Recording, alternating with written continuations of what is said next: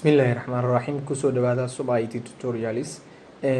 videogan waxaan uga hadlaynaa sida aad Facebook u bixin kartid friends badan aad hal mar u bixin kartid unfriending waxa ognahay option ma lahan Facebooka oo aad u bixisid tusaale 10 friends haddii aad rabtid inaad hal mar bixisid Facebook option ma ku lahan haddii aad ka waran 100 rabtid haddii aad kun friends inaad iska tirtid rabtid marka way kugu adkaanaysaa in aad mar walba aad friendska intaad raadisid ama magaciisa hel ama asagay muxuu ahaa randomly soo qabo kabacdi ku dhufo optionka unfriendiga ah waqti waxay kugu qaadanaysaa time marka videogan waxaad kaga faa'iideysanaysaa sida aad u bixin kartid Facebook friendskaaga badan oo macnaha aadan rabin muhiimadu waxay tahay friends aad rabtid in bixinaysid waxa ognahay teeda kale markii nidaamkan aad maraysid friendska aad bixinaysid waxa ay noqon karaan kuwa adiga aad rabtid inaad gabi ahaanba Facebookkaaga ka tirtid haddii tusaale ahaan oo kale aad rabtid Facebookkaaga zero friends inaad keentid waa isticmaali kartaa nidaamkan laakiin waxaan ku talinaynaa mar walba inaad bixisid adiga muddo 1000 qofood ka yar inaad bixisid muxuu ahaa si Facebook uusan asaga naftirkiisa kuugu soo rogin temporary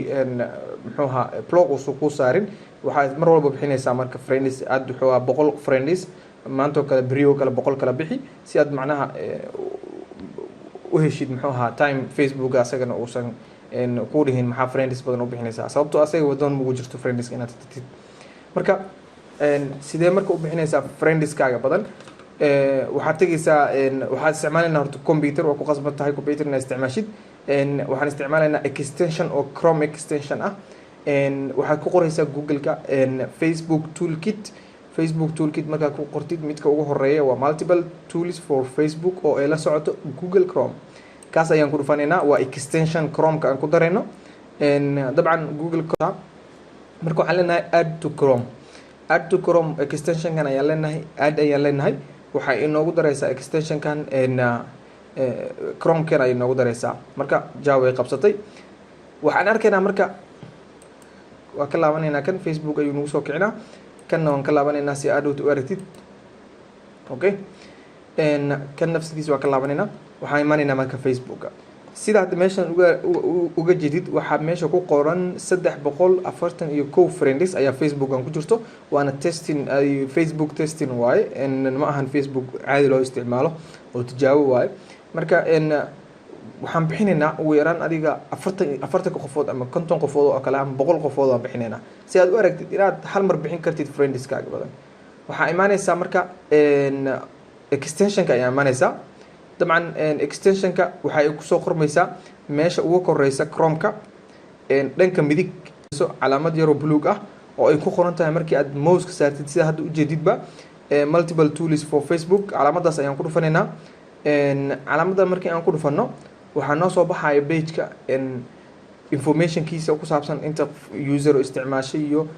warbixin ku saabsan waxaan dhan muhiimada baahan waxaad ka tagaysaa tools ayaad ka sii tagaysaa tools markii aad sii tagtid waxaad option-kan waxaa furaysaa drop down-kan ayaa furaysaa waxaa ku soo option-ka aad rabtid waa kan marka friends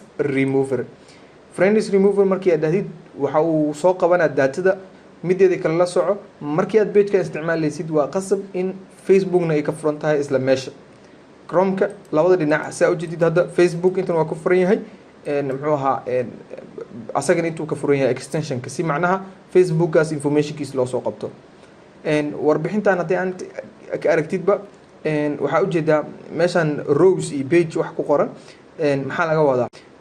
laga wadaa page-kan wuxuu soo bandhigaa friendska adiga kugu jiro ayuu ku soo bandhigaa hadda hoos ayay ku qorsan yihiin aniga scrolland dhaha ma rabo oo hoos u jiido ma rabo marka tusaale ahaan oo kale meeshan 10 friends hoos lagu soo bandhigay adiga waa arkaysaa haddii aad hoos u wadid aniga hadda hoos wadi maayo waxaa ku jirto marka 20 friends ama 20 row aad dooran kartaa si 20 rows hoos loogu sii dhigo muxuu ahaa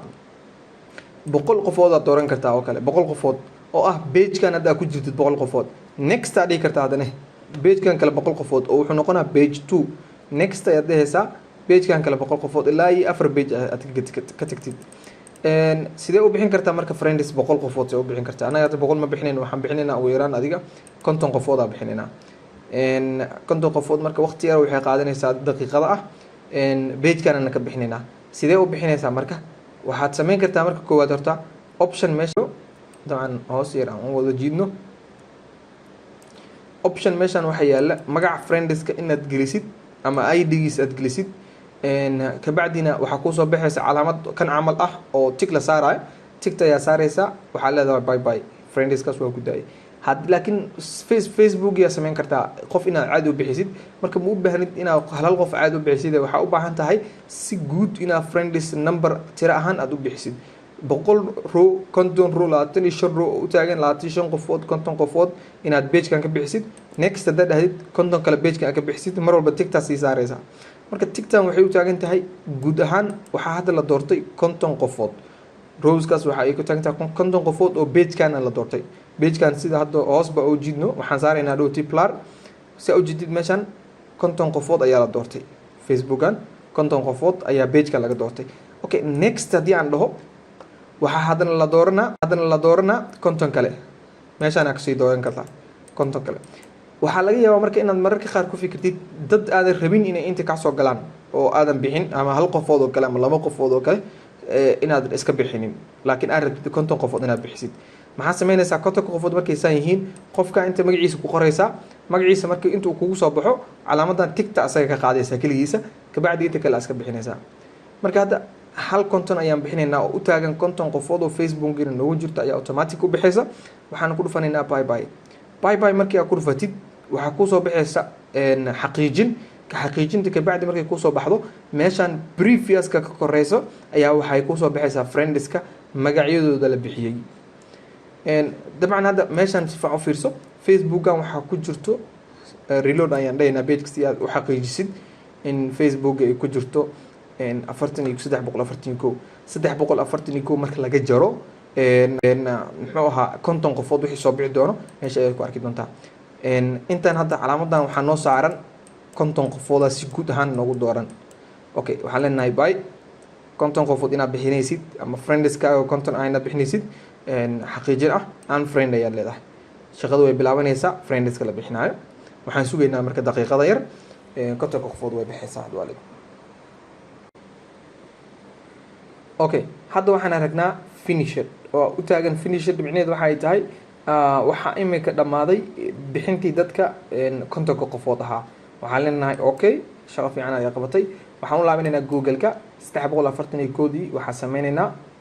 refresh page-ka ayaan waxaan leenahay reloading. waxaa inoo soo bixi doonto 291 si ujeedidba waxaa meesha laga saaray 50 qofood oo marka 100 qofood la bixinayo 1000 qofood la bixinayo waa sidaas oo kale. marka videogan maanta wuxuu ku saabsanaa sida aad Facebook friends aad hal mar u wada bixin kartid inta aad rabtid oo tiro ah adigoo isticmaalayo Chrome extension oo ah Facebook toolkit. meesha ayaan ku sameynaa. oo billahi tawfiiq, fadlan subscribe saaro channelka Somali Tutorials si aad u heshid cashiro badan oo ku anfaca. oo billahi tawfiiq.